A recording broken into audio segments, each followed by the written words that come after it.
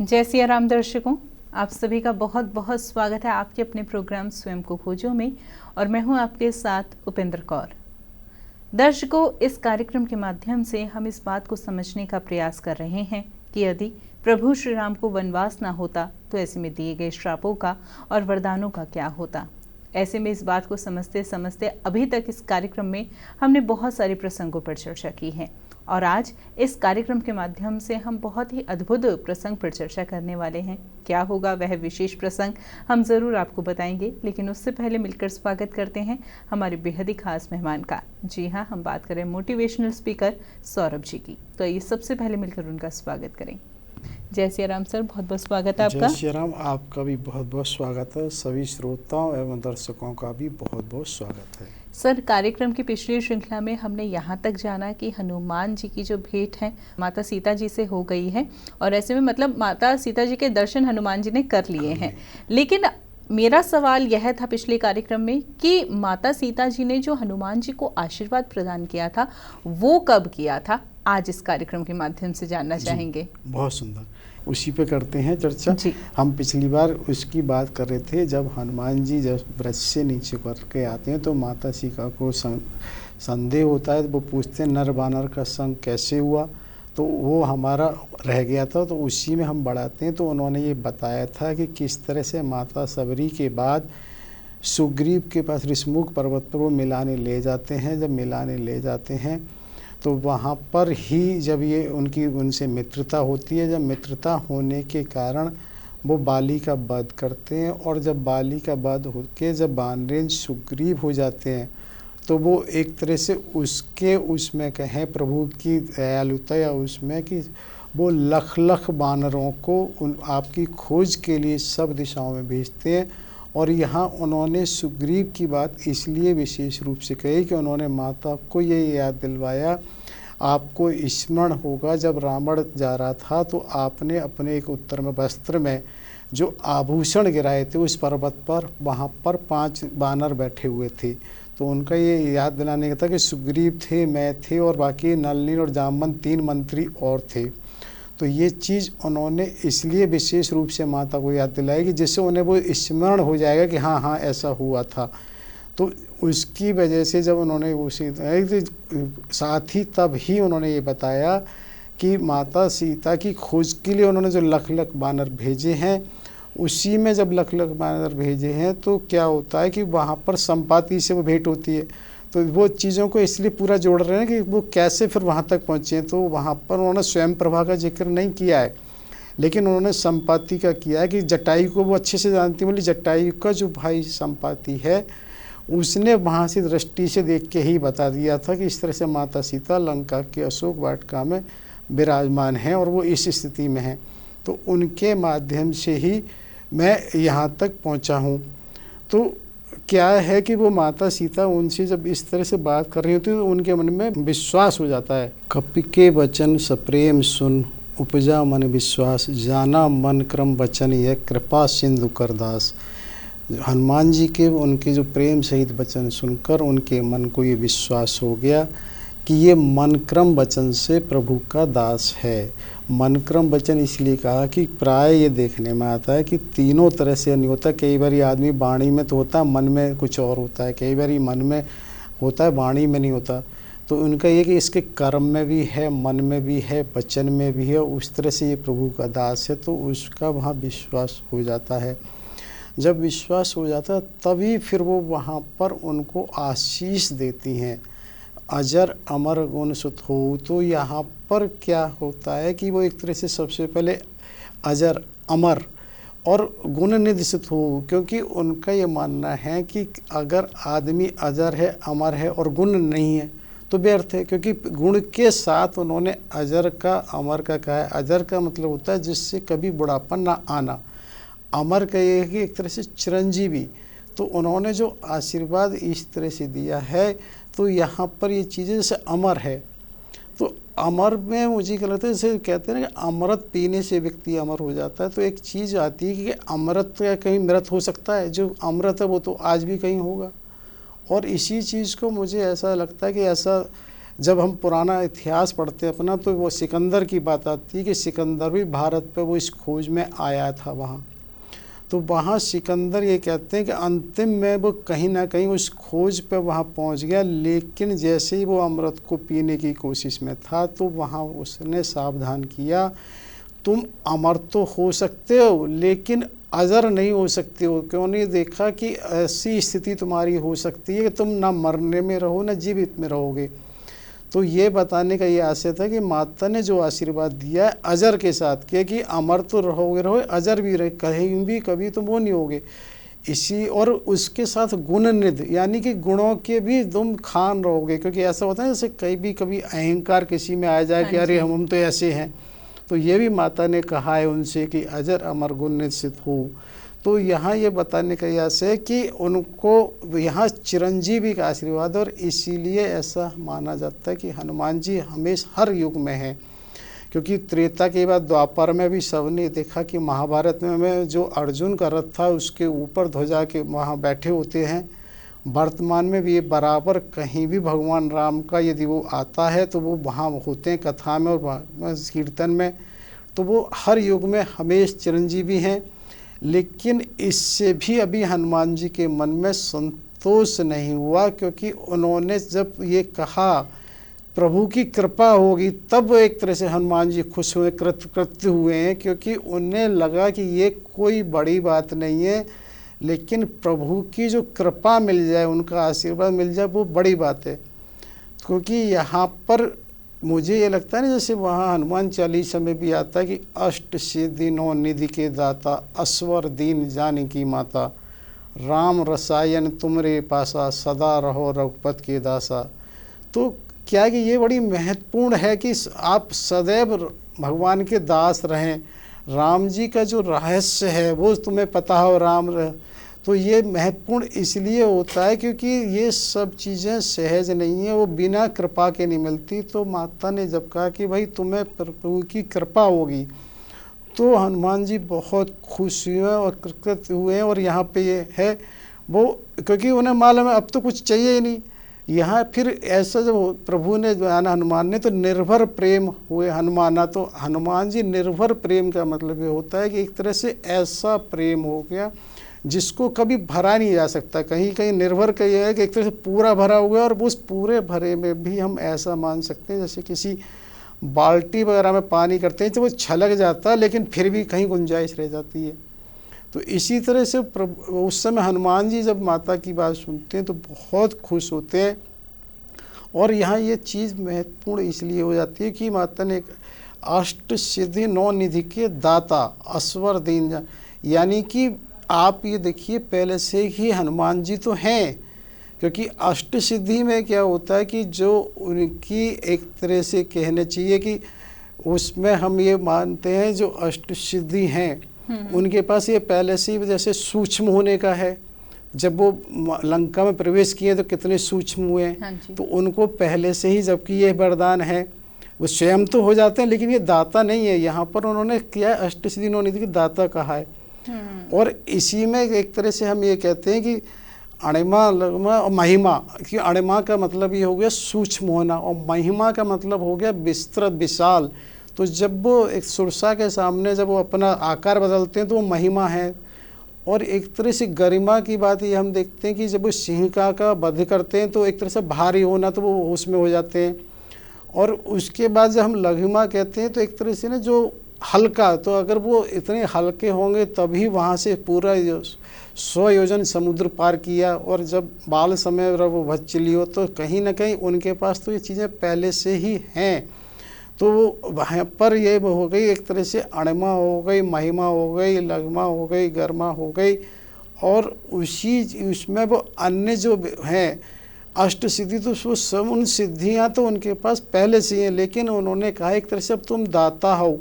और नौ निधि के भी, तो वो हमारे यहाँ इस तरह से जो कहा जाता है पद्म, महापद्म और शंख और नील, वो इस तरह की निधियों के भी दाता हैं कि वो किसी को भी दे सकते हैं।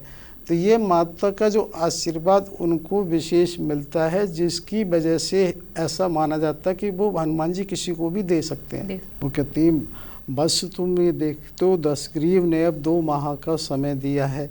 तो वो 2 माह की जो उपाधि है उसके हिसाब से वो कहते हैं कि एक तरह से वो प्रभु के लिए भी कहती हैं और लक्ष्मण जी के लिए भी कहती हैं कि जो उनसे मेरा क्षमा मांगने की, क्योंकि यहाँ ये माना जाता है एक तरह से माता सीता ने लक्ष्मण जी का कहना चाहिए कि भक्त अपराध, क्योंकि लक्ष्मण जी भी भगवान के भक्त हैं और ऐसा संतों से सुना गया कि भक्त अपराध कोई भी किसी का करे तो उससे ज़रूर उसका कहीं होता है। तो माता सीता इस बात को अच्छे से समझती हैं और वो ये कहते हैं कि कहीं ना कहीं मेरा अपराध है और इस चीज़ को प्रभु के चरणों में और उसमें जाकर मेरा ये कहना, और मुझे अगर वो नहीं करेंगे 2 माह में वो जीवित नहीं पाएंगे। तो वो कहते हैं कि नहीं माता, ऐसी कहीं कोई बात नहीं है, प्रभु को अभी तक पता नहीं था, अगर पता होता तो इतना विलम्ब नहीं होता।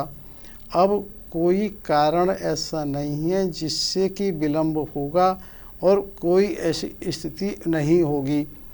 तो वहाँ पर और आपको ज़रूरत ही नहीं है इस तरह से कहीं ये करने की।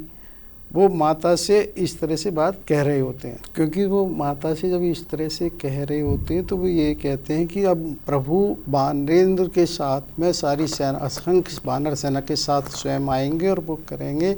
और 10 ग्रीव की जो बात है उसका तो खुद का समय 2 माह का नहीं रह गया है।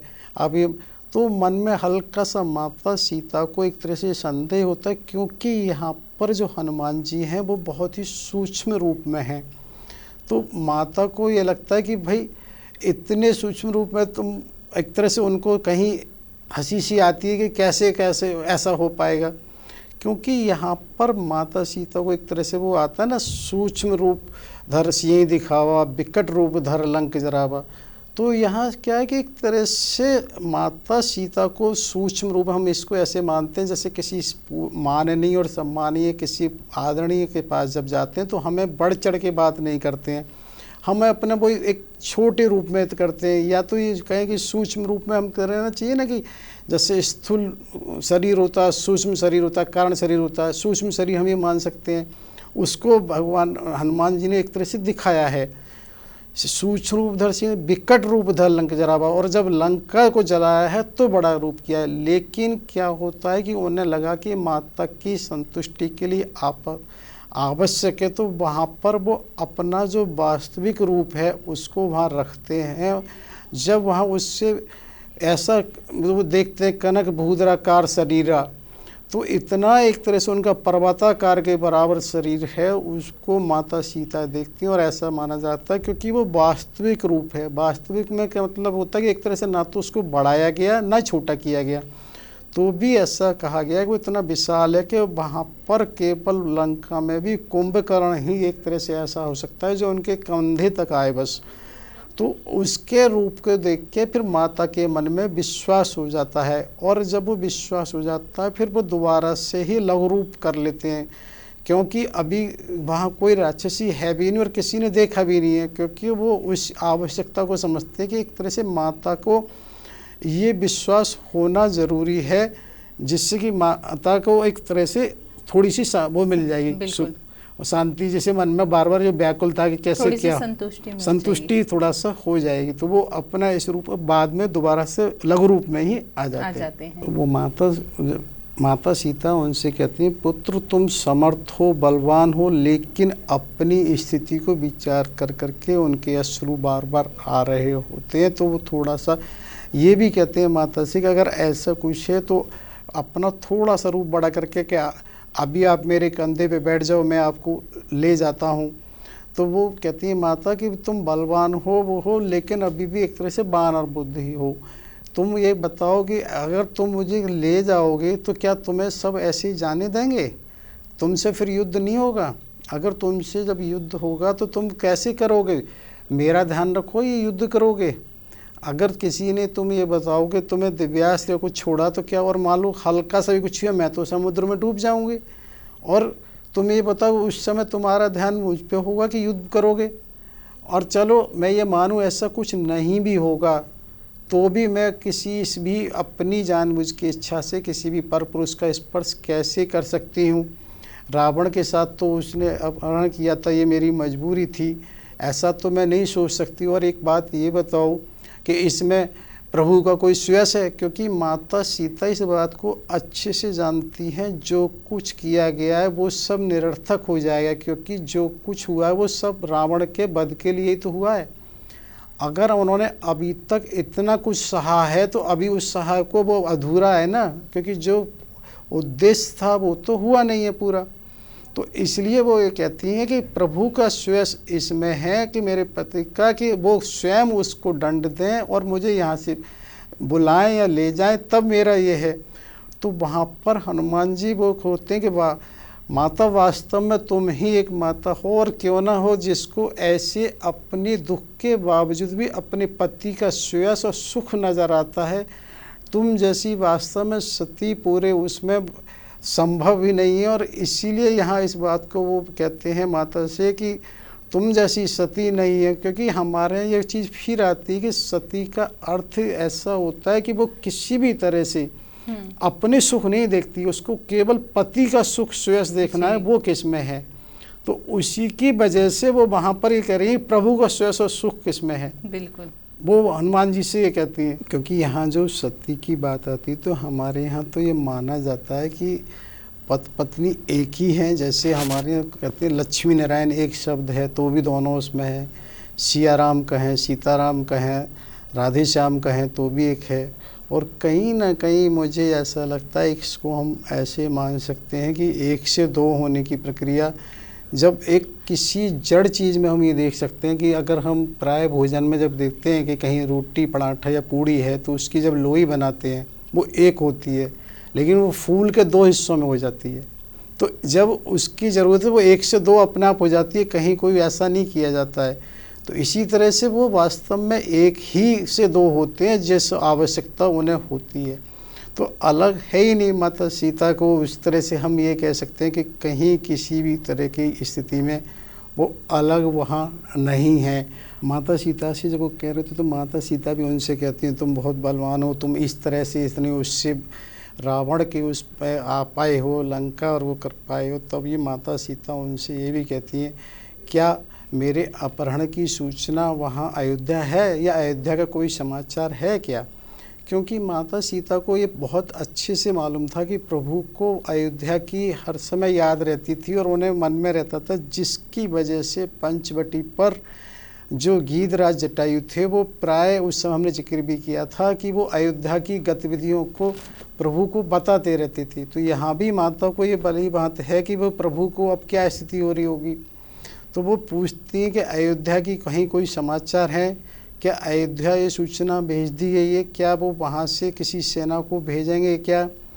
तो हनुमान जी कहते हैं कि माता इस तरह की आवश्यकता नहीं है कि प्रभु अपने आप में समर्थ हैं और जो वानरेंद्र सुग्रीव हैं असंख्य वानरों के साथ उनके साथ हैं, उनकी सेवा के लिए हमेशा तत्पर है। तो कहीं उसकी तो आवश्यकता ही इस तरह से नहीं है। वो वे आपके ही वियोग से बहुत व्याकुल रहते हैं, उसी से बहुत दुखी हैं और कहीं कोई नहीं। और उन्हें तो ये आया हुआ ही समझो, प्रभु को अब तो कोई समय लगना ही नहीं है। तो माता ये कहती है अगर युद्ध अनिवार्य है तो बस इसका ये ध्यान रखना कि जो विभीषण है वो उनकी किसी तरह से क्षति नहीं होनी चाहिए। उनकी जो पत्नी शर्मा है वो समय समय पे मेरे पे आती रहती है।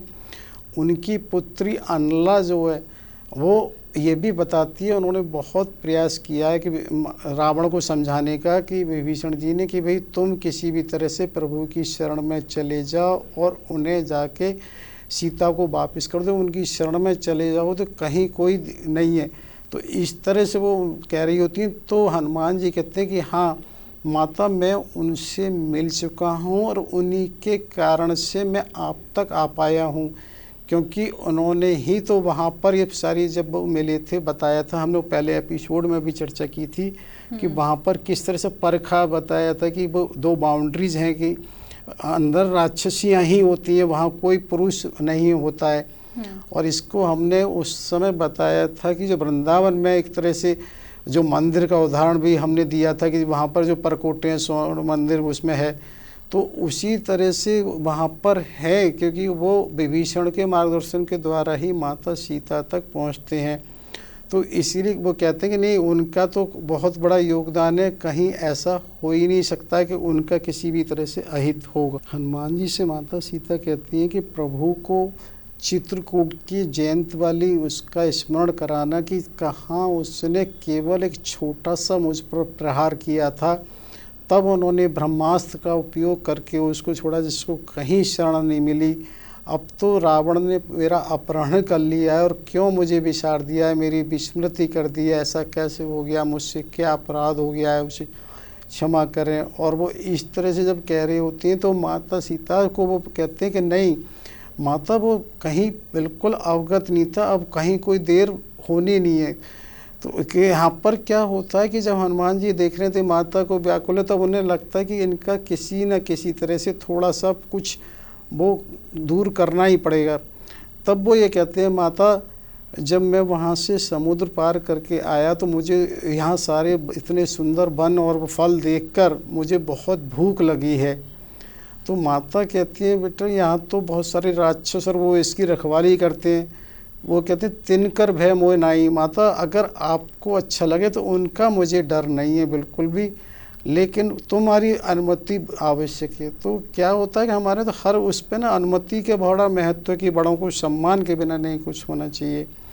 तो यहाँ माता से वो अनुमति देते हैं और वो ये भी कहते हैं कि माता ऐसा हो सकता है जब मैं खाऊं तो कहीं ना कहीं कुछ वो वृक्ष भी टूटें, और क्योंकि बानर का स्वभाव ही ऐसा होता है, वो एक डाली से दूसरी डाली पर कूद के खाता है, कहीं कुछ होता है।